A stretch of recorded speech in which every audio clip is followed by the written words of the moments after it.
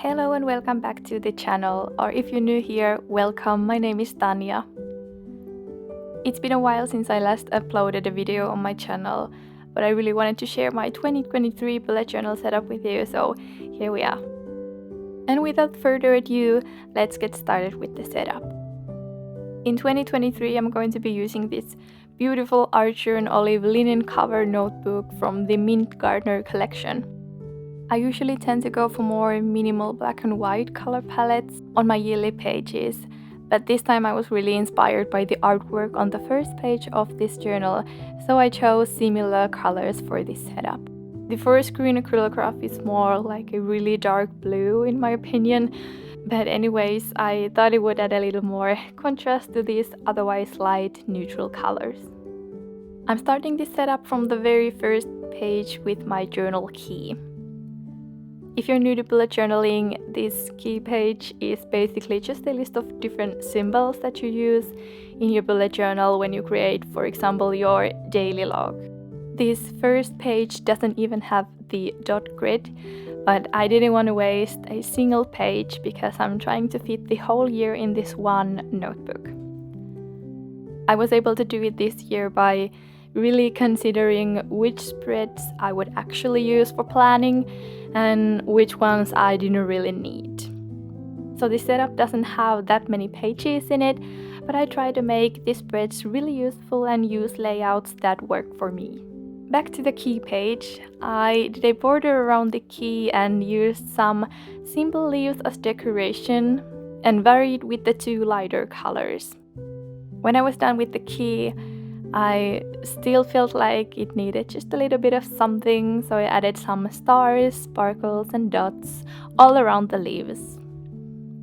This is such an easy way to fill in empty spaces or just to make the page a bit more decorative. Next to the key page, I have my 2023 goals page. Something weird happened with my pen when I was drawing those lines, and the ink somehow ended up under my ruler and smudged the page a little bit, but luckily these little mistakes are easy to fix.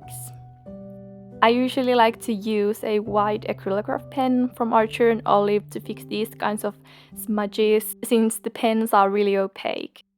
I drew more of those simple leaves as I did on the key page, and I repeated the same kinds of leaves throughout this whole setup to make the yearly pages more cohesive, but those simple botanical doodles are basically all the drawing I did. If you wanted the setup to be even more minimal, you could leave all the decoration out and just use a cute color palette. I divided the goals into 4 sections: personal goals, health goals, creative goals, and financial goals. And I was thinking of choosing 4 main goals for the next year, one for each category. And under the goals, I left some space to write down some concrete action steps that help me achieve all these goals. I decided to use one of the acrylograph pens to draw the boxes, but the ink wasn't running very well, so I had to draw the lines a few times. I actually changed the nib at some point and it helped a lot, but bear with me as I struggle with these lines here.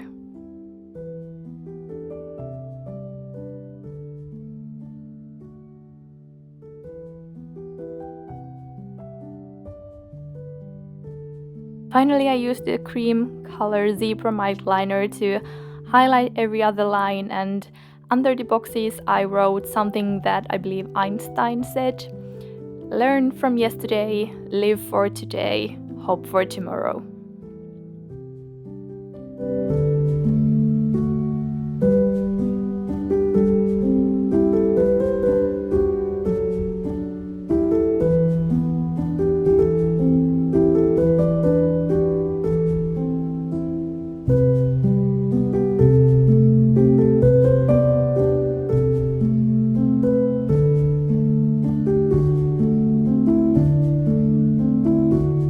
I did just a couple more of the sparkles around the quote and then moved on to the next page.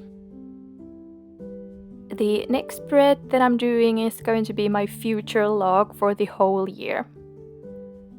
I usually don't need that much space to plan for the months ahead, since I have a separate calendar for work, but I do have some personal appointments and things like that here and there, so I still find this spread useful. I wanted to have 4 months on one page, so I'm using 3 pages in total, and I decided to cut a Dutch door so that it would feel like they're on the same spread, even though they're not. And also I decided to call this a overview spread because I included some monthly trackers or stats and a monthly themes page to the end.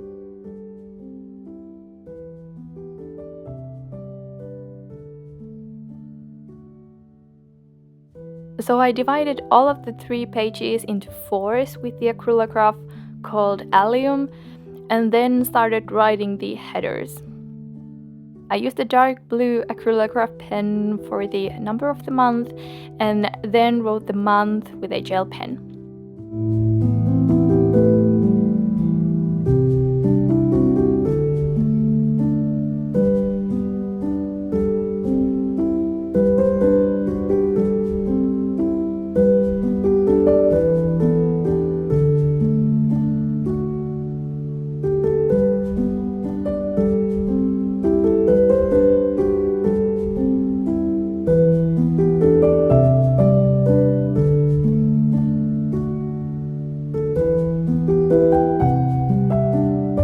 Under the headers, I started writing all the days of the week and also doing the mini calendars.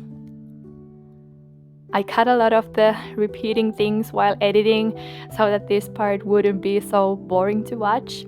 But then when I was done with the first 8 months, I did the exact same thing for the last 4 months on the next page.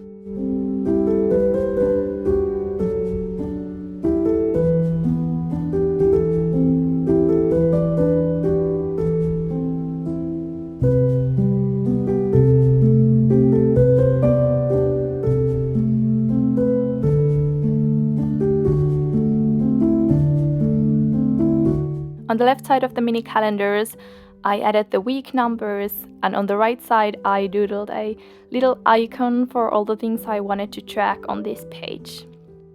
There was just enough space to have 6 little trackers, so the things that I'm tracking are YouTube subscribers, Instagram followers, books read, average activity percentage, amount of workouts, and well-slept nights.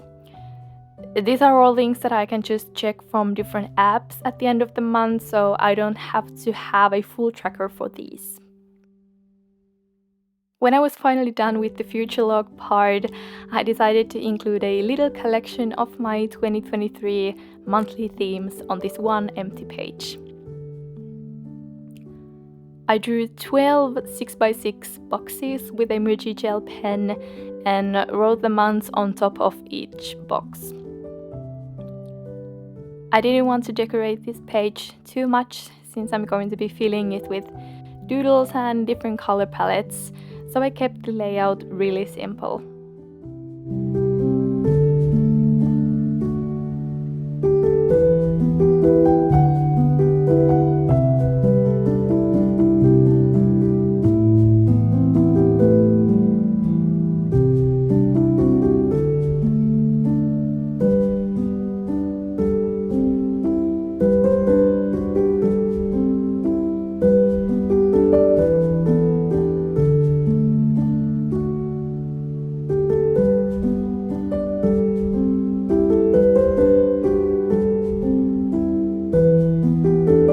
We are moving on to the next tracker spread.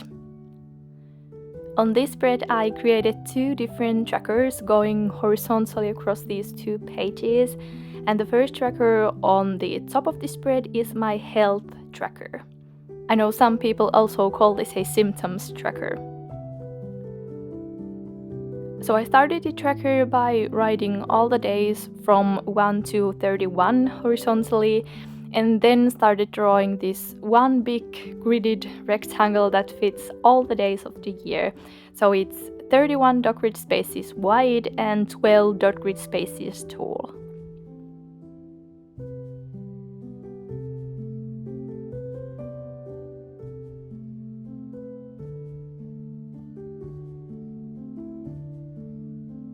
I crossed off the extra days from February, April, June, September and November. And then on the left side of this grid, I wrote all the months, and on the right side, I created the key. So the idea here is to have a color code for different health-related things or symptoms like headache, medicine, and so on. And when you have a headache, for example, you'll color that day's box with the corresponding color from your key, or do a little dot with that color if you tend to have multiple symptoms or health-related things in one day.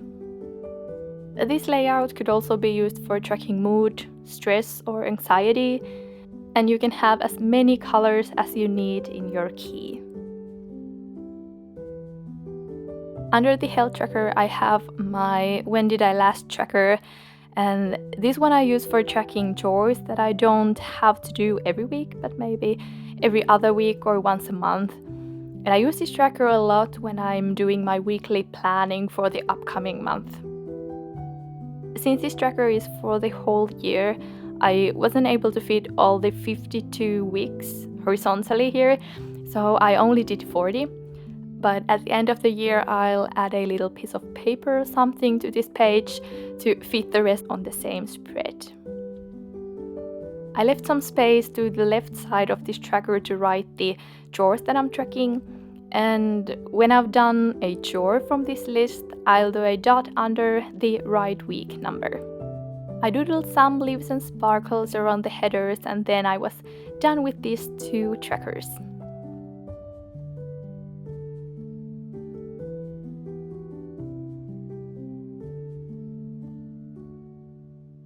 The last spread that I included in my new bullet journal setup is a yearly expense and budgeting tracker. I didn't really track any of my expenses last year, but I'm trying to get back to budgeting and tracking my finances. So I'm trying out this new layout that I think I saw in a budgeting video somewhere. I'm starting this spread by drawing some boxes for 4 different sections. Then above the first rectangle, I'm writing the numbers of all 12 months so that there is a column for each month.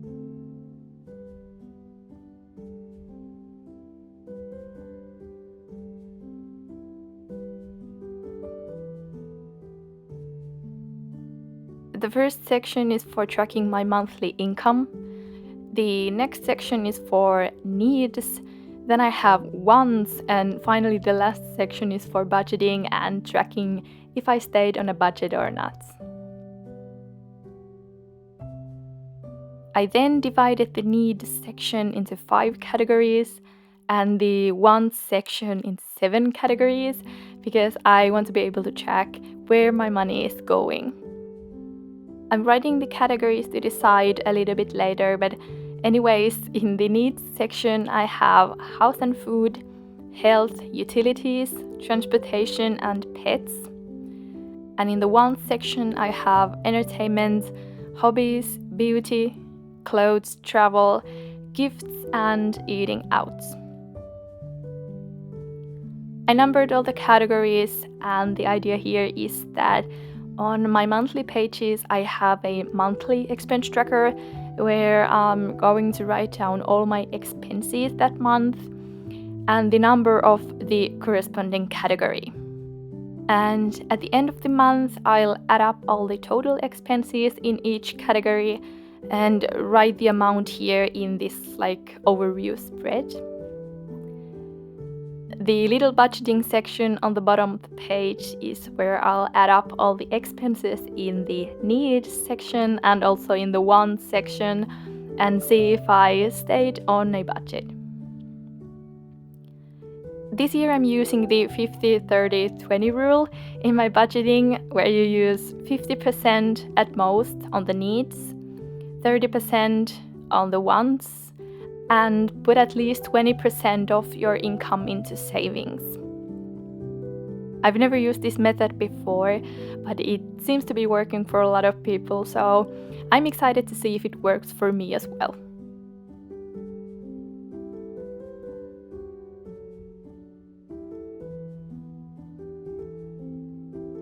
I'm finishing this 2023 setup with just a couple of leaf doodles and sparkles, of course. And now let's see the final flip through of my new bullet journal setup.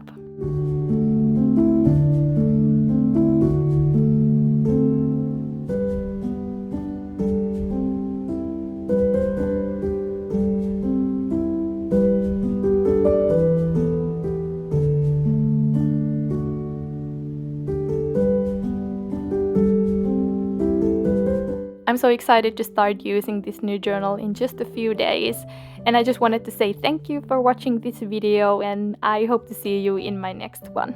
Bye!